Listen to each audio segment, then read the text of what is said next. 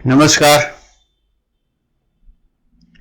राष्ट्रीय जागरण अभियान प्रेरित साप्ताहिक विचार समाचार पत्रिका ब्रह्मनाद में आप सभी राष्ट्रभक्त मित्रों का स्वागत है। दोस्तों, आज सबसे पहले देखेंगे देश देशांतर में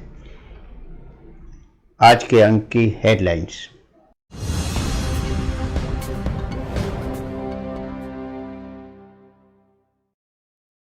नमस्ते मित्रों, देश देशांतर में आपका स्वागत है। मित्रों, आज के अंक में हम आपको दिखाएंगे और आपसे बातचीत करेंगे जिन विषय पर, उनमें सबसे पहले तो आज़ादी के अमृत उत्सव काल में देश और दुनिया में किस शान और शौकत से भारत का गणतंत्र दिन मनाया गया, उसका अहवाल। दिल्ली के कर्तव्य पथ पर किस तरह जनसमूह उमड़ा और हमारे महामहिम राष्ट्रपति जी ने ध्वज आरोहण किया और उस शानदार समारोह में हमारे खास अतिथि विशेष रहे इजिप्ट के प्रेसिडेंट, उनका भी आपको एक अहवाल दिखाएंगे। दोस्तों, उसके बाद देखेंगे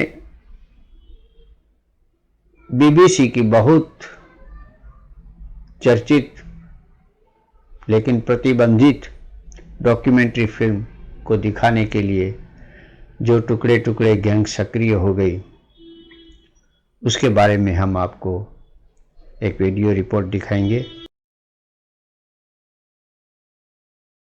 गणतंत्र दिन पर अलीगढ़ मुस्लिम यूनिवर्सिटी में कैसे भारत विरोधी नारे लगे, उनका भी एक वीडियो अहवाल आपको दिखाएंगे। और फिर आपको ले चलेंगे आर्थिक और सामाजिक तौर पर बर्बाद होते जाते पाकिस्तान देश की कहानी, खुद पाकिस्तान के बुद्धिजीवियों द्वारा वहाँ के सोशल मीडिया पर क्या चल रहा है, उसका भी एक अहवाल आपको। दोस्तों, इसके साथ हम आपको आज ये भी एक दिखाने वाले हैं कि हमारे रो के पूर्व चीफ विक्रम सूद साहब ने कैनेडियन चैनल टेक टीवी को हमारे मित्र असलम गोरा जी को एक इंटरव्यू दिया। उसमें वो भारत की विदेश नीति को कैसे उजागर करते हैं और किस साफ शब्दों में भारत पाकिस्तान की दोस्ती को नकारते हैं, इसके बारे में भी आपको एक छोटा सा वीडियो अहवाल दिखाएंगे।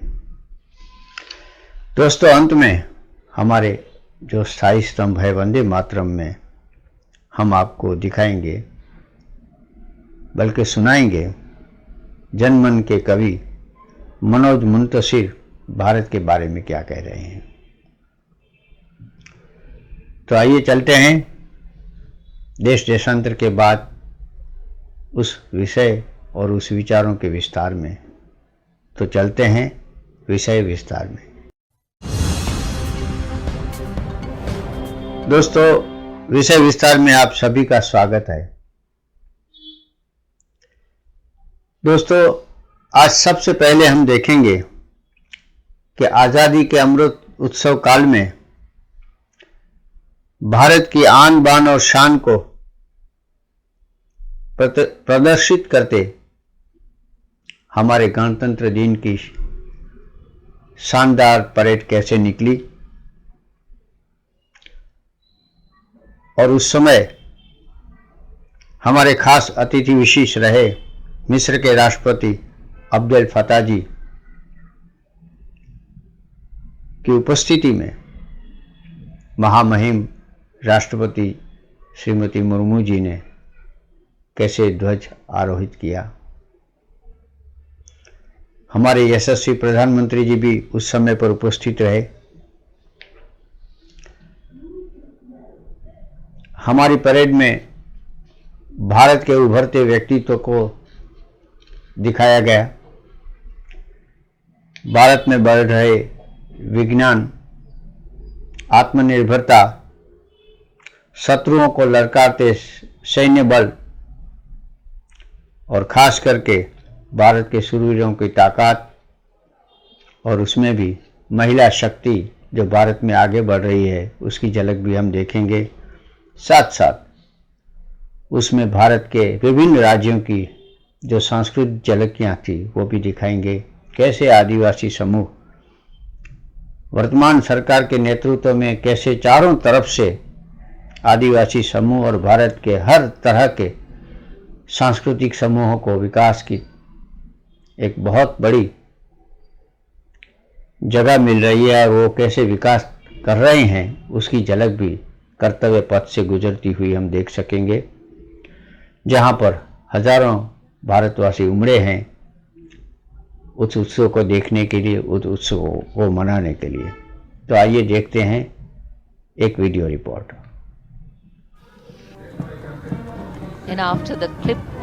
चौहत्तरवां गणतंत्र दिवस अगर दुनिया के सामने भारत की आन बान और शान का प्रतीक रहा, ये कई मायने में बेहद खास और अभूतपूर्व भी रहा। देश की सैन्य शक्ति और सांस्कृतिक विविधता की झांकी यहाँ दिखी तो समारोह में नारी शक्ति, आत्मनिर्भर भारत और विकसित भारत का संकल्प भी दिखा। 74वां गणतंत्र दिवस कई मायने में कई नई पहल के लिए याद किया जाएगा। राजपथ के कर्तव्य पथ नामकरण के बाद ये पहला गणतंत्र दिवस था। ये राष्ट्रीय गौरव का क्षण था जब पहली बार तीनों सेनाओं के प्रमुख और राष्ट्रपति के रूप में जनजातीय समुदाय से संबद्ध महामहिम राष्ट्रपति द्रौपदी मुर्मू ने गणतंत्र दिवस पर झंडारोहण किया और परेड की सलामी ली। ये पहला गणतंत्र दिवस था जिसमें सेना की सभी हथियार प्रणालियां मेड इन इंडिया रही। पहली बार 21 तोपों की सलामी देसी 105 mm इंडियन फील्ड गन से दी गई, जिससे द्वितीय विश्व युद्ध में इस्तेमाल की जाने वाली ब्रिटिश युग की 25 पाउंडर तोपों की जगह ली। गणतंत्र दिवस समारोह में पहली बार मिस्र की सैन्य टुकड़ी ने परेड में हिस्सा लिया। ऐसा पहली बार था जब रिपब्लिक डे की परेड देखने के लिए सबसे पहली लाइन में वीवीआईपी नहीं बल्कि पहली पंक्ति में रिक्शा चालक, फुटपाथ के दुकानदार, कर्तव्य पथ को विकसित करने वाले मजदूर और उनके परिजन बैठे।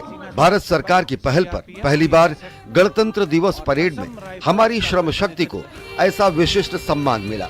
आत्मनिर्भर भारत के अलावा दुनिया नारी शक्ति के विशिष्ट पहलुओं से भी रूबरू हुई। पहली बार बीएसएफ के ऊंट दस्ते में शामिल महिलाओं ने अपनी शक्ति का बोध कर्तव्य पथ पर कराया। रणनीतिक आधार पर तैनात एक महिला अधिकारी ने नारी शक्ति का प्रदर्शन करने वाले नौसेना के 144 नाविकों के दल का नेतृत्व किया, तो वहीं अर्धसैनिक बलों में तैनात महिलाओं ने कर्तव्य पथ पर अपने बुलंद हौसलों का परिचय पूरी दुनिया को दिया। ये पहला गणतंत्र दिवस था जब भारतीय नौसेना के मार्चिंग दस्ते में 3 महिला और 5 पुरुष अग्निवीरों ने गणतंत्र दिवस परेड में हिस्सा लिया। इसके अलावा गणतंत्र दिवस समारोह को बेहद अनोखा बनाने के लिए इस बार अनेक नए कार्यक्रम भी जोड़े गए।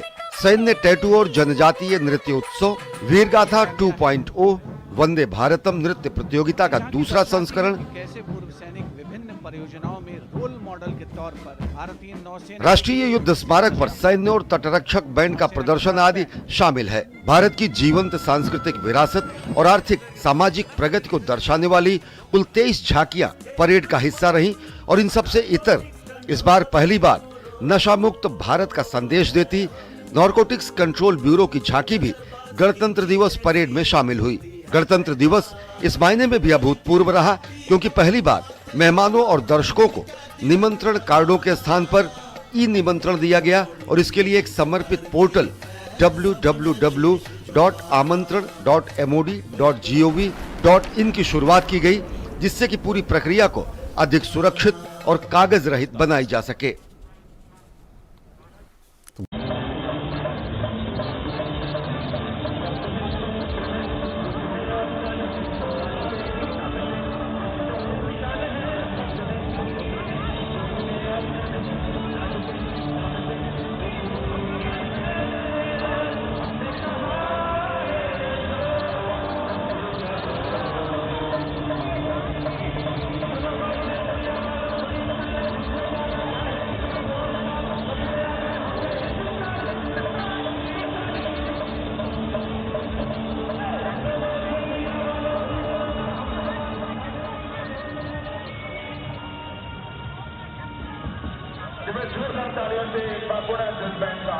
अभिवादन करें। और अब हमारे बीच बीएचएस के ब्रास बैंड का एक शानदार प्रस्तुति पेश किया जा रहा है। आप सभी दर्शकों से निवेदन है कि वे जोरदार तालियों से इनका स्वागत करें। भारत माता की, भारत माता की, हिंदुस्तान वंदे।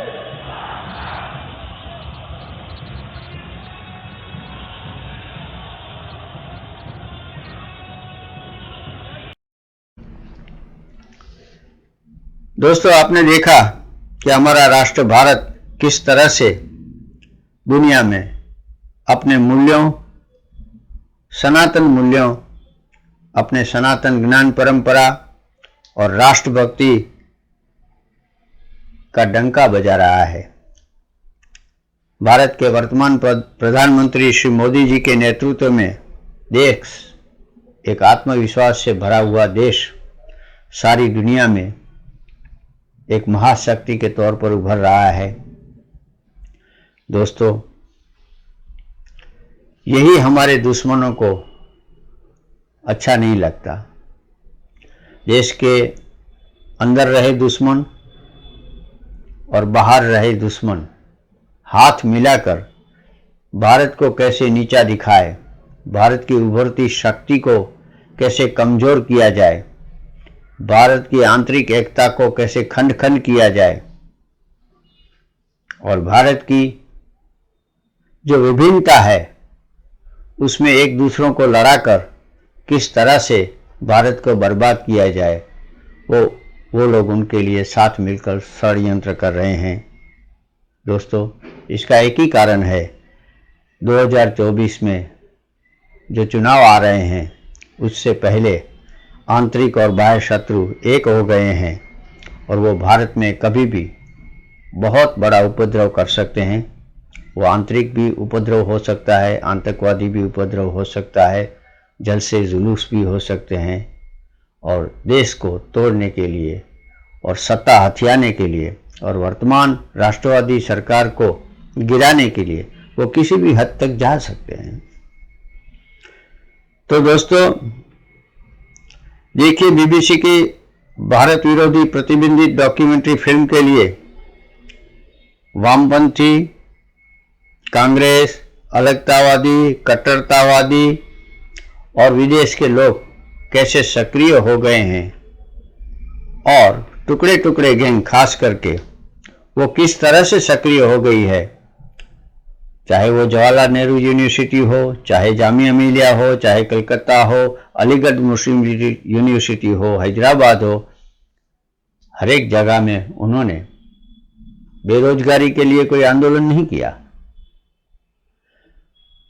देश में बढ़ती महंगाई के लिए कोई आंदोलन नहीं किया, बल्कि भारत को तोड़ने के लिए, भारत को नीचा दिखाने के लिए ये प्रतिबंधित जो बीबीसी की डॉक्यूमेंट्री फिल्म है उसको प्रदर्शित करने के लिए शोर मचाया और भारत विरोधी नारे लगाए और हिंसा का आंदोलन किया। दोस्तों, देखिए एक वीडियो अहवाल।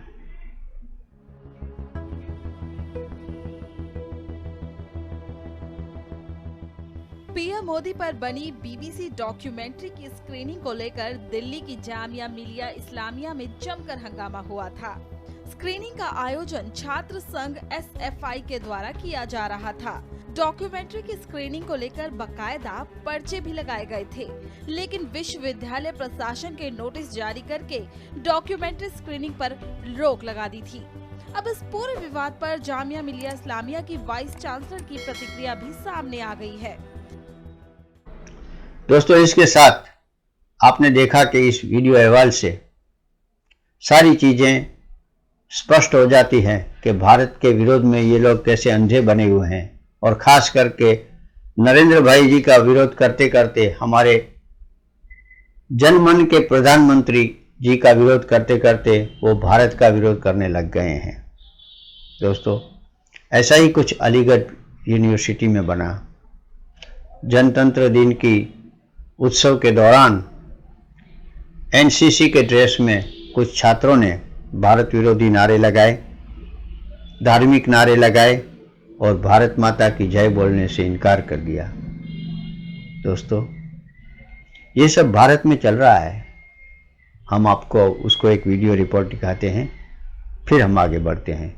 तो देखिए एक छोटा सा अलीगढ़ का भी वीडियो रिपोर्ट। तो एएमयू में गणतंत्र दिवस के मौके पर धार्मिक नारेबाजी हुई है। ये वीडियो देखिए, तिरंगे के सामने अल्लाहू अकबर के नारे लगाते छात्र आप इसमें देख पाएंगे। ये एनसीसी कैडेट्स हैं और ये एनसीसी कैडेट्स की धार्मिक नारेबाजी है।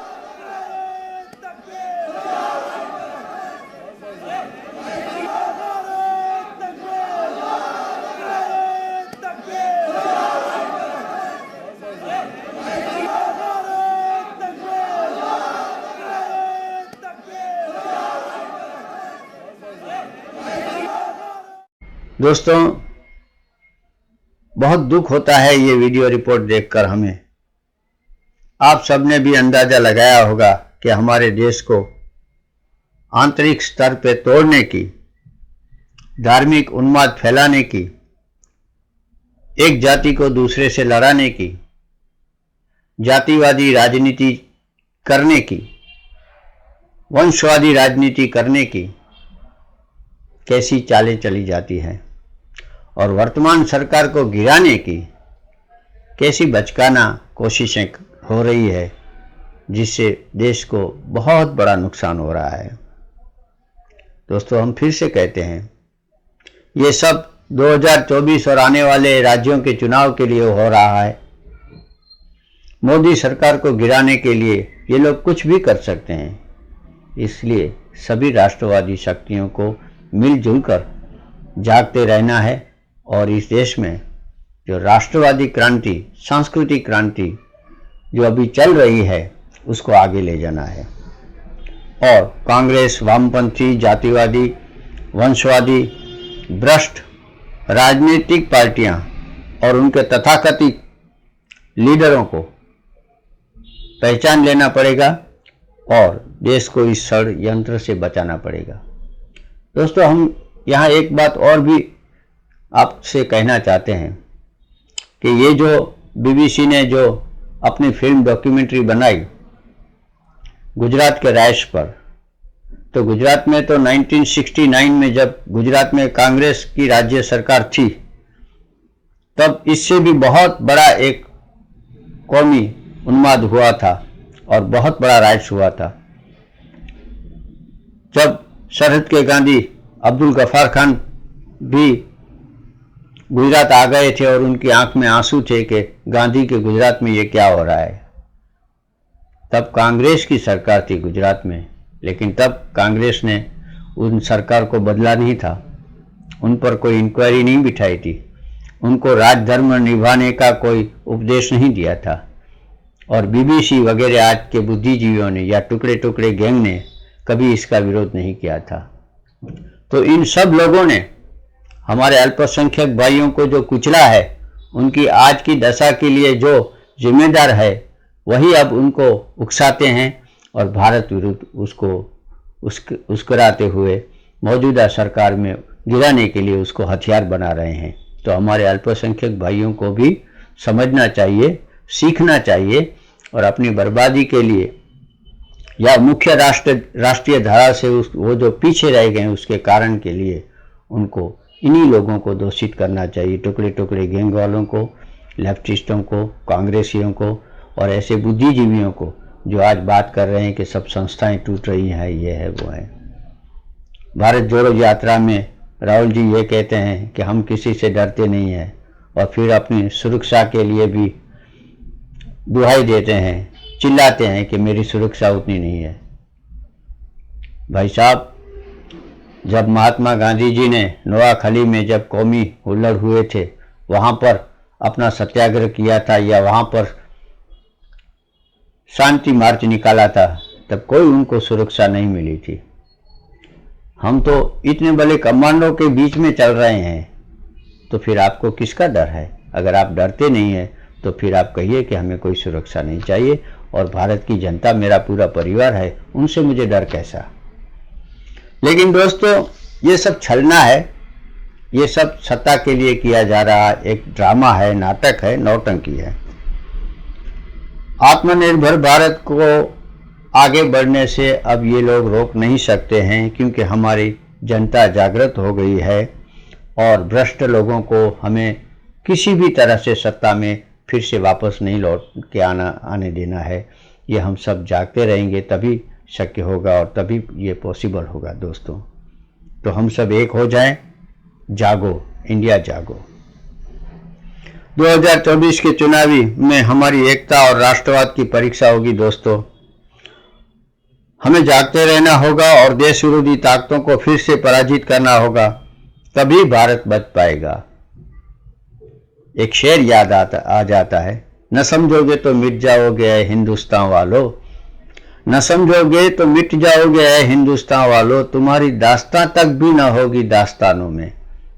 हजारों साल की गुलामी के बाद ये देश उभरा है, इसको बचाना है, संवारना है और आगे ले जाना है। इसलिए राष्ट्रवादी शक्तियों को एकजुट होना बहुत जरूरी है दोस्तों। अब आगे चलते हैं, देखते हैं आर्थिक और सामाजिक तौर से बर्बाद होते जा रहे पड़ोसी देश पाकिस्तान के बुद्धिजीवी, पाकिस्तान के बारे में, वहाँ की सरकार के बारे में, वहाँ के नेताओं के बारे में और वहाँ की भ्रष्ट आर्मी हुकूमतों के बारे में क्या कह रहे हैं, उसके थोड़ा से वीडियो रिपोर्ट आपको दिखाते हैं। तो देखें वीडियो रिपोर्ट। मेरे साथ इस वक्त लंदन से मौजूद हैं human rights and social media activist Arif Aajakia साहब। नमस्कार सर, बहुत बहुत स्वागत है आपका मेरे चैनल पे। नमस्कार, thank you very much for inviting और नमस्कार टू एवरीवन। अरे, और ये एग्रीकल्चर बेस्ड सोसाइटी है। हम लोग हमेशा फख्र करते थे कि हम गंदुम में दुनिया में इतने नंबर पे हैं, इतने नंबर पे हैं। आज हालत ये है और इसकी एक ही जिम्मेदारी है, वो है शुरू से इन्होंने भारत दुश्मनी, हिंदू से नफरत, ऐसी चीजों में पड़े रहे, बजाय इसके कि 140 करोड़ की मार्केट आपके बगल में है, आप उनके साथ दोस्ताना ताल्लुक रखते, आप एक्सेप्ट करते कि आपकी वो ओरिजिन है, आपका डीएनए वो है, आप उधर से आए हो। हम नहीं कहते कि आप अपना धर्म छोड़ दें और वापस हिंदू हो जाएं, नहीं, लेकिन बराबरी की बुनियाद पे आप कम से कम दोस्ताना ताल्लुक रखते। आपने शुरू से रखा कि पाकिस्तान से टेररिस्ट भेजेंगे, भारत में टेररिज्म कराएंगे। भारत का आपने क्या बिगाड़ लिया? आज भारत दुनिया में कहां पहुंच गया है और आप हो के धंसे जा रहे हो। भारत के $600 बिलियन के रिजर्व हैं और पाकिस्तान के $4 बिलियन रिजर्व हैं। मतलब कुछ तो इनको शर्म और हया हो। मैं आज का एक वाकया आपको दोहराऊंगा, आप हैरान रह जाएंगे कि ये कितना हिपोक्रेटिक कंट्री है। कुरान की बेहुरमती होती है हॉलैंड में, प्राइम मिनिस्टर शहबाज शरीफ ट्वीट करते हैं कि ये शर्म की बात है, आपने कुरान की बेहुरमती की, यह एक्सेप्टेबल नहीं है। और आज सुबह मालाकंड पाकिस्तान में प्राइम मिनिस्टर शहबाज शरीफ की नाक के नीचे एक हिंदू मंदिर को जाके तोड़ फोड़ की, भगवान की मूर्तियां तोड़ी गई, उस पे एक लफ्ज नहीं बोल रहे जो उनकी अपनी ज्यूरिसडिक्शन में हो रहा है। ये है पाकिस्तान में। और आज हमारे साथ हैं पाकिस्तान के बड़े मशहूर जर्नलिस्ट डॉक्टर अमजद अयूब मिर्ज़ा, जो कि POJK से हैं, पाकिस्तान ऑक्युपाइड जम्मू कश्मीर से हैं, और रेडियो हिमालय के नाम से इनका एक बड़ा अच्छा एक चलता है एक रेडियो सर्विस। मैं तो रोज़ सुनता हूँ उसको, उससे मुझे पाकिस्तान की पूरी नई खबरें मिल जाती हैं। इस समय UK में हैं आप, आपका स्वागत है जयपुर डायलॉग्स पर। बात यह है कि पाकिस्तान, देखिए, अब सिर्फ जोग्राफियाई तौर पर टूटना बाकी है। वैसे तो पाकिस्तान कभी का टूट चुका है। बलोच अपनी आज़ादी की जंग लड़ रहे हैं, पश्तून अपना लड़ रहे हैं, सिंधी जो है वो अपनी आज़ादी के लिए लड़ रहे हैं।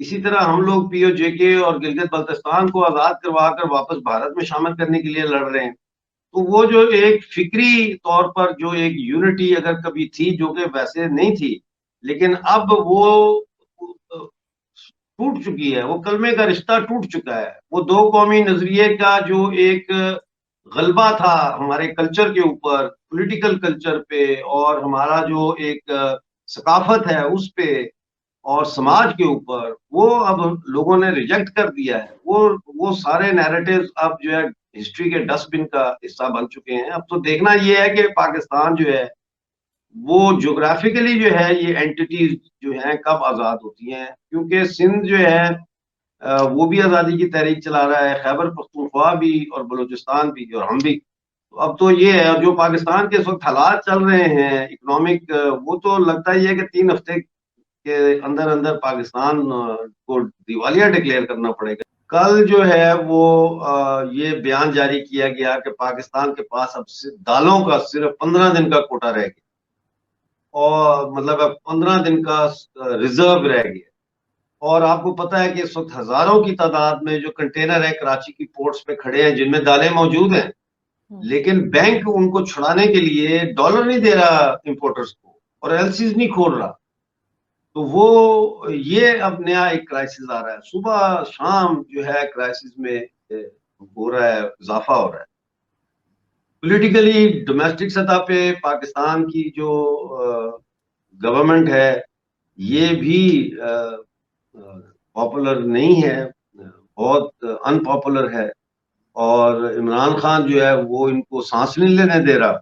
कभी कोई इल्जाम लगाता है, कभी कोई इल्जाम लगाता है, यानी कि किसी तरफ से भी पॉलिटिकल स्टेबिलिटी जो है पाकिस्तान में, उसमें कोई भी सियासी जमात या सियासी लीडर अपना वो किरदार अदा नहीं कर रहा जिसको हम आम जुबान में कहते हैं ना नेशनलिस्ट किरदार, वो अदा नहीं कर रहा। सब अपने अपने नंबर टांगने में लगे हुए। और इंटरनेशनल सतह पे यूनाइटेड अरब एमिरेट्स और सऊदी अरेबिया ने तो पाकिस्तान को कह दिया है बैकडोर चैनल्स कि आप जो है, हम बिल्कुल कश्मीर के बारे में हमारे साथ बात ना करें, आप डायरेक्ट जो है इंडिया के साथ इसके ऊपर बात करें। और हम इंडिया में कश्मीर में खासतौर पे यूएई और सऊदी अरेबिया बहुत बड़ी बड़ी इन्वेस्टमेंट्स कर रहे हैं और आइंदा भी करेंगे।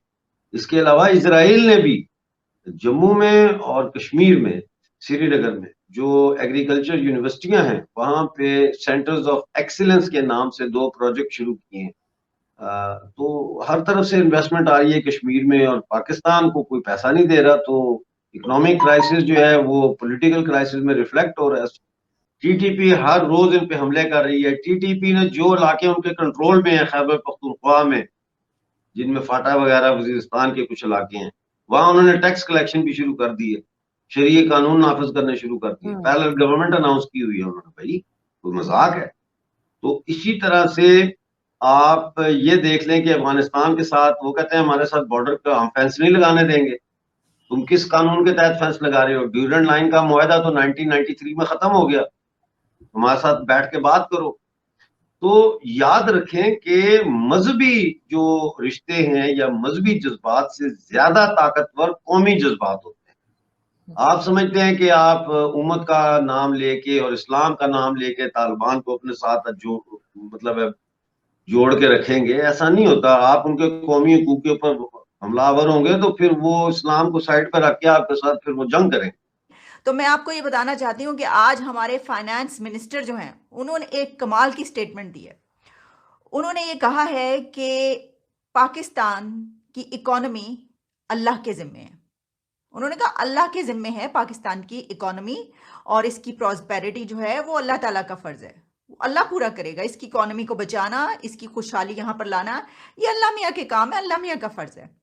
तो वो जो होता है ना, आपको पता है चौकीदार, वो जब सड़कों पर और गलियों में रात के वक्त पहरा देता है और गुजरता है तो घरों के आगे से गुजरते हुए वो आवाज़ लगाता है कि जागदे रहना मेरे ते ना रहना। तो इसहाक डार साहब क्या ये फरमा रहे हैं कि जागदे रहना मेरे ते ना रहना, कि भाई देखें हालात तो ख़राब हैं तो कुछ ऐसा कुछ भी हो सकता है। तो फिर वो कहेंगे मैंने तो आपको कहा था कि ये आपके जो पाकिस्तान इसकी इकोनॉमी जो है वो तो अल्लाह ताला के ज़िम्मे है, तो आप मेरे ऊपर बैठे रहे, मेरे ज़िम्मे पे लगा दी। यानी कैसी ये ऐसी हिलेरियस स्टेटमेंट है। मैं सोच रही थी कि वाकई इसहाक डार साहब ने फरमाया है। मैं आपको सुनवा देती हूँ, अगर आपको यकीन नहीं आ रहा तो मैं आपको अभी सुनवाती हूँ। जनाब उन्होंने कहा क्या? उन्होंने कहा है कि पाकिस्तान की मुआशी तरक्की जो है वो अल्लाह ताला के ज़िम्मे है। जब मैं हुक्मरानों की बात करता हूं तो मैं सिर्फ सियासी हुक्मरानों की बात नहीं करता हूं, मैं हर तरह के हुक्मरानों की बात करता हूं। और इसमें आपकी आला अदलिया से लेके आपके फौजी हुक्मरान, ये सारे इसके अंदर जवाबदेह इनको होना चाहिए कि इस वक्त जो पाकिस्तान की सूरत हाल मौजूद है, और सबसे बड़ा एहतसाब ब्यूरोक्रेसी का भी होना चाहिए। कभी भी हमने ब्यूरोक्रेसी को उस तरह से जिम्मेदार करार दिए जाते हुए नहीं देखा है।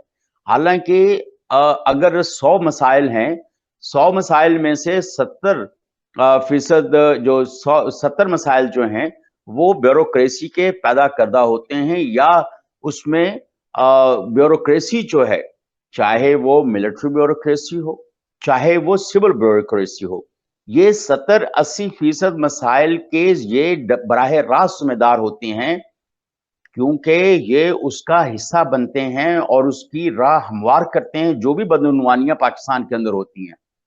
तो ये, लेकिन वो चूंकि वाइट कॉलर क्राइम्स करना जानते हैं और वाइट कॉलर क्राइम्स को सपोर्ट करना जानते हैं, फैसिलिटेट करना जानते हैं, लिहाजा वो बच निकलते हैं। देखिए, इस वक्त पता नहीं, खाने पीने के हालात तो कोई नहीं है। अगर देखा जाए तो इस वक्त आपके जो, मैंने आपको शायद ये नहीं बताया कि आपकी पाक अरब रिफाइनरी जो है उसका उनकी एलसीज नहीं खुल रही, और अगर उनकी एलसीज नहीं खुल रही हैं, पीएसओ की एलसीज नहीं खुल रही हैं, और उन्होंने बता दिया है कि 2 हफ्ते बाद वो might be facing a huge crisis. इस वक्त आप पाँव में पड़े हैं आईएमएफ के, मिन्नतें हो रही हैं। इसहाक डार साहब ने भी मिन्नतें करने की कोशिश की, अमेरिका को अप्रोच किया है कि आईएमएफ को कहें कि थोड़े से नरम हो जाए, लेकिन उन्होंने भी आगे से कोई लिफ्ट नहीं कराई ज्यादा। लेकिन अगर इन हालात में है तो यूएई वाले भी आएंगे तो मिन्नतें तरले ही करेंगे, यार को अल्लाह के नाम पे दे दो, अल्लाह के नाम पे दे दो। मेरे बच्चे लंदन में यही जा रहा है, वो अपनी पूरी फैमिली के साथ आ रहे हैं, उनके प्रेसिडेंट। उनसे मिन्नतें करेंगे, यार देखिए लंदन में मेरे बच्चे भूखे बैठे हुए हैं, कोई पाउंड दे दो, डॉलर दे दो। मिन्नतें तरले, डॉलर, इनको तो डॉलर, रुपए, यूरो, डॉलर चाहिए ना, इनको तो यूरो चाहिए, ये रुपयों में खराब थोड़ी मांगते हैं। इन सब के मसाइल तो लंदन और टोरंटो के अंदर है, इनके मसाइल पाकिस्तान के अंदर तो नहीं है। ये जो 5000 लोग हैं, मिस्टर हैंडसम के आसपास भी सारे डुअल सिटीजन हैं सारे, वो तो पाकिस्तानी साथ रखते ही नहीं है। तो उनके मसाइल जो हैं वो, जो अगर बंदा ग्रीन कार्ड हो, अगर या उसके पास पीआर हो या कुछ हो, तो उसके मसाइल डॉलरों पाउंडों में होते हैं, उसके मसाइल रुपयों में थोड़ी। वारन सर, देखते हैं क्या होता है। अभी उन्होंने 30 जनवरी को फवाद चौधरी को दोबारा बुलाया अदालत में, कब तक उनके चक्कर लगते हैं। बहुत शुक्रिया सर, आपने आज ज्वाइन किया, थैंक यू।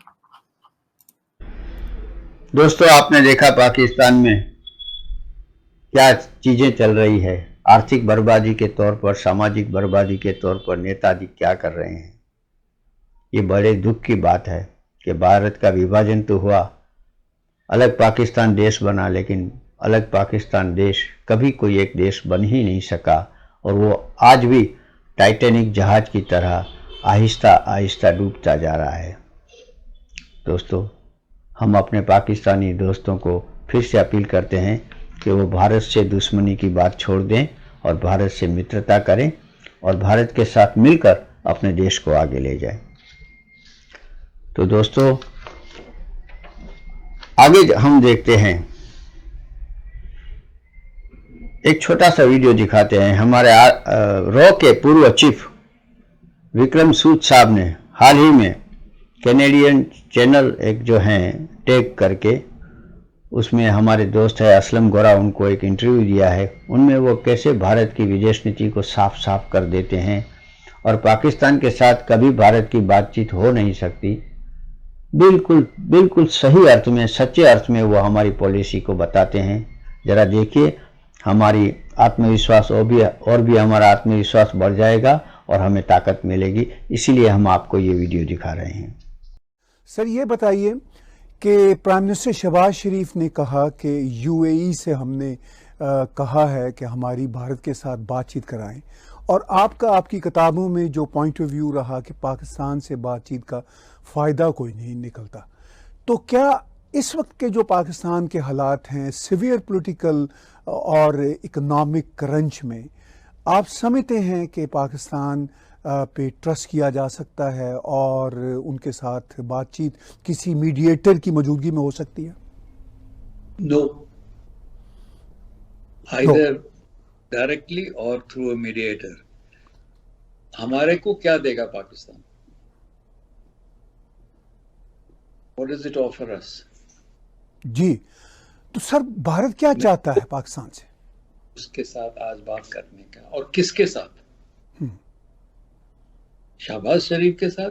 कल को इलेक्शन हो जाएंगे, अगर पिट गया तो कौन आएगा? ये जर्नैल के साथ करनी है? So who do we talk to and what do we talk about? क्या बात क्या करनी, मुद्दा क्या है? तो समझाए नो कह रहा है कि मुद्दा तो वही है जी, कश्मीर की बात करनी है हमने तो कश्मीर पे सर उनका जो इतना इंसिस्टेंस है, क्या वो अपने पॉलिटिकल कंजम्पशन के लिए उनका है या वो वाकई समझते हैं कि कश्मीर पे वो आप कोई बातचीत आगे लेके जा सकते हैं? मेरा जो इनिशियल फर्स्ट रिएक्शन था कि ये जो स्पीचेस, ये जो बोल रहा है कि हमसे गलतियां हो गई, 3 लड़ाइयां लड़ ली, पिट गए, ये वगैरह वगैरह, ये हमको नहीं कह रहा, ये अपने वेस्टर्न मास्टर्स को कह रहा है कि मैं तो पीस के लिए तैयार हूं। ये कमबख्त हिंदुस्तानी ही नहीं मानते।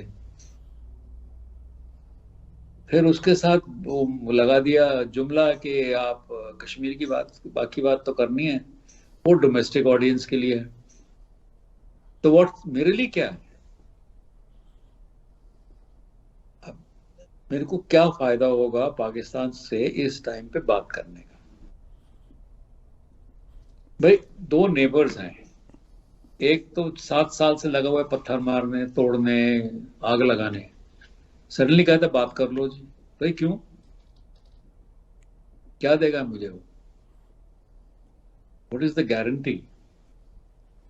पास्ट कॉन्डक्ट, जब आप लाहौर बस यात्रा करते हैं तो वो कारगिल करते हैं, जब मोदी जी जाते हैं वो सरप्राइज विजिट पे तो पठानकोट हो जाता है। तो ये ऐसे कई किस्से हुए हैं। तो where is the meeting ground? हमको सबके अपने नेबर के साथ बना के रखना चाहिए, सही बात है, नोबडी डिस्प्यूट्स दैट, पर कुछ तो मिले ना हमको। So I think we have given up on this. Sir जब आप कहते हैं कि कुछ तो भारत को मिले, अगर कोई बातचीत होती है तो क्या भारत को मिलना चाहिए? क्या जो भारत का मुतालबा है कि टेररिस्ट हवाले कर दी जाएं? ट्रेड हमको दे नहीं सकता, पैसा हमको चाहिए नहीं, फौज हमारे पास है, तो either you trade and live happily, peacefully, exchange goods, and that's all you need. And Kashmir तो आप भूल जाइए जी। पाकिस्तान को should have realized it is not happening, totally. तो दोस्तों, आपने इस सप्ताह के भारत में और भारत के बाहर इर्द गिर्द क्या हो रहा है उसके बारे में हमने आपसे बातचीत की। आपने सारी तस्वीर देखी। कृपया इससे हमें यही सबक मिलता है इस सप्ताह तो, कि हम जागते रहें, हमें भारत को बचाना है और आगे बढ़ाना है और एक साथ मिलकर आगे ले जाना है। हमारा आपसे निवेदन है, हमारी ये चैनल कोई व्यावसायिक चैनल नहीं है। शुद्ध राष्ट्रवादी विचारों का फैलाव करने और राष्ट्रभक्तों की एकजुट करने के लिए, राष्ट्रभक्तों को एकजुट करने के लिए हमारा एक विनम्र प्रयास है। दोस्तों, आप जरूर इस प्रयास में हमारा सहयोग करेंगे, ऐसी हमारी आपसे अपील है। अतः आप इस चैनल को सब्सक्राइब करें, अपने दोस्तों और परिवारजनों में भी शेयर करें और हमारे राष्ट्रवादी प्रयास को और मजबूती दें। इस प्रयासों में हमारे साथ रहें और हमें पूरी श्रद्धा है कि एक राष्ट्रभक्ति की तरह आप हमारे इस प्रयास से ज़रूर जुड़ेंगे। आपका सहयोग हमें ज़रूर मिलेगा। दोस्तों, तो सब्सक्राइब करिए, आपके दोस्तों के साथ चलिए इसी बात के बाद अब हम चलते हैं हमारे इस अंक के आखिरी सफ़र में, यानी कि साप्ताहिक स्तंभ वंदे मातरम में। दोस्तों, वंदे मातरम में आपका स्वागत है। आज हम सबसे पहले आपको दिखाएंगे कनाडा में हमारे दोस्त असलम गोरा और टेक टीवी के सहयोग से भारत का गणतंत्र दिन का उत्सव कैसे मनाया गया, उसकी एक छोटी सी वीडियो झांकी।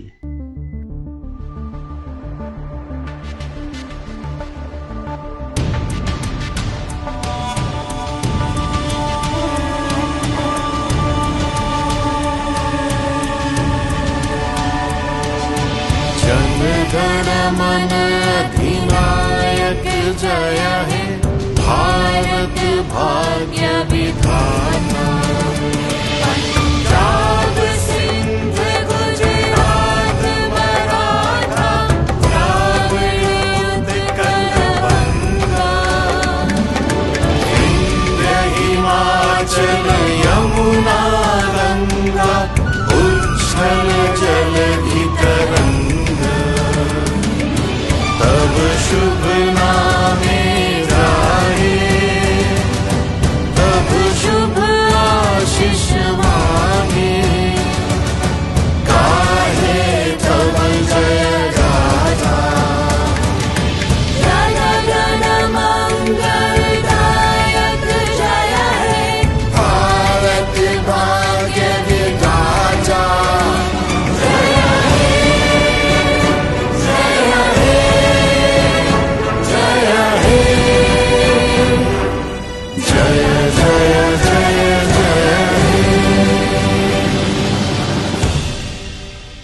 दोस्तों, आपने देखा कि हमारे दोस्त किस तरह से हमारा सहयोग भी कर रहे हैं, और आपने देखा कि भारत, चाहे भारत में हो चाहे भारत के बाहर हो, भारत के विचार और भारत की संस्कृति और जनगण जहां अधिनायक है, ऐसा हमारा देश, जहां कोई परिवारवाद नहीं चलता, जहां कोई वंशवाद नहीं चलता, जहां कोई जातिवाद नहीं चलता, भ्रष्टाचार या राष्ट्रीय शोषण नहीं चलता, ऐसा राष्ट्रीय चिंतन से भरपूर सांस्कृतिक चेतना की ओर आगे बढ़ता हुआ भारत विश्व में एक ऐसा उभरता देश बन गया है जो चारों तरफ प्रकाश फैला रहा है। दोस्तों, ये हमारे नारे में भी छलकता है, सबका साथ, सबका विकास और सबका विश्वास। ये हमारे सांस्कृतिक मूल्य हैं और इसी पे हमें दृढ़ता से आगे बढ़ते रहना है। अब देखिए, भारत की पहचान जनमन के कवि मनोज मुंतशिर किस तरह बताते हैं। देखिए एक वीडियो। मैं बताना चाहता हूं कि हम किस भारत से आते हैं। मैं, और जितनी बार मैं कहूंगा मेरा मतलब है मैं और आप, मैं उस भारत से आता हूं जिसके होठों पे गंगा और हाथों में तिरंगा है। मैं उस भारत से आता हूं जिसके होठों पे गंगा और हाथों में तिरंगा है। मैं उस भारत से आता हूं जो कभी सत्यम शिवम सुंदरम, कभी वंदे मातरम और कभी पंजाब सिंध गुजरात मराठा द्राविड़ उत्कल बंगा है। मैं उस भारत से आता हूं जो ठुकराए हुए लोगों की शरणस्थली बन जाता है और 7 समंदर पार परदेशियों को भी सिस्टर्स एंड ब्रदर्स कह के बुलाता है। मैं उस भारत से आता हूं जिसने दुनिया को हितोपदेश दिया, कर्म योग सिखाया, लेकिन खुद कभी अपना पराया नहीं सीख पाया। मेरा भारत वसुधैव कुटुंबकम के सिद्धांत पे जिया। मेरा भारत वो नीलकंठ है जिसने खुद विष पी के दुनिया को अमृत दान किया।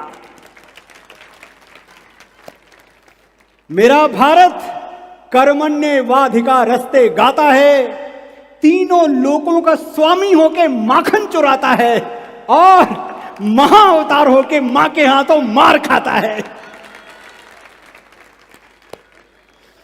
मैं गौतम के भारत से आता हूं जहां जनहित के लिए एक राजपुत्र सन्यासी हो जाता है। मैं राम के भारत से आता हूं जहां पिता की एक बात पर बेटा सिंहासन त्याग कर वनवासी हो जाता है।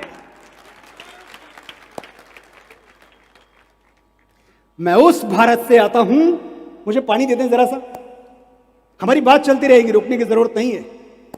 मैं उस भारत से आता हूं, मेरी बहनें यहां बैठी हैं, मैं उस भारत से आता हूं जो स्त्री को उसके स्वाभिमान से पहचानता है।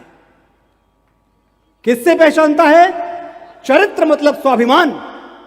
मैं उस भारत से आता हूं जो स्त्री को उसके स्वाभिमान से पहचानता है, एक कुंवारी मां को महासती कुंती के नाम से जानता है और 5 पतियों वाली द्रौपदी को देवी मानता है।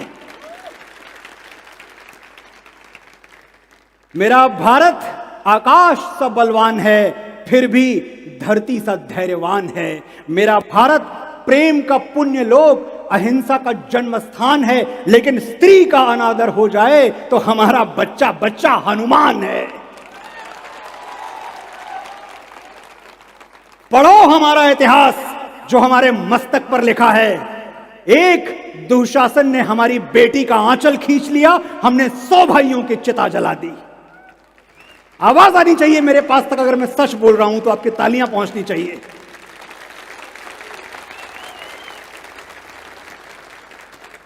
पढ़ो हमारा इतिहास जो हमारे मस्तक पे लिखा है। एक दुशासन ने हमारी बेटी का आंचल खींच लिया, हमने 100 भाइयों की चिता जला दी। एक रावण ने हमारी मां का हरण कर लिया, हमने पूरे राक्षस कुल की लंका लगा दी। मैं उस भारत से आता हूं, न कभी रुका, न झुका, न डरा है।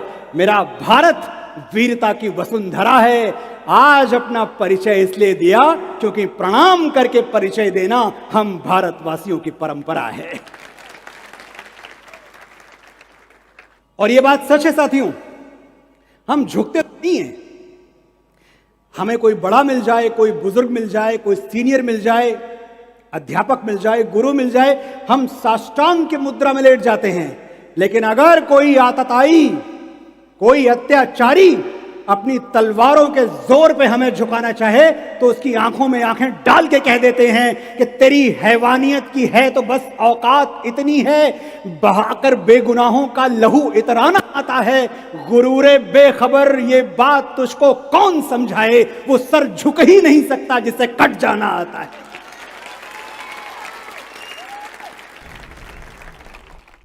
तो दोस्तों, आज तो इतना ही। फिर मिलेंगे अगले सप्ताह में कुछ नई विचार, कुछ नई सोच और राष्ट्र के सामने जो प्रश्न खड़े हुए होंगे उसके बारे में फिर से आपको सावधान करेंगे। तब तक हमें आशा है कि आप भी राष्ट्र के बारे में सोचते रहेंगे और हमें यहाँ आप आज्ञा दें। भारत माता की जय। धन्यवाद। जय हिंद।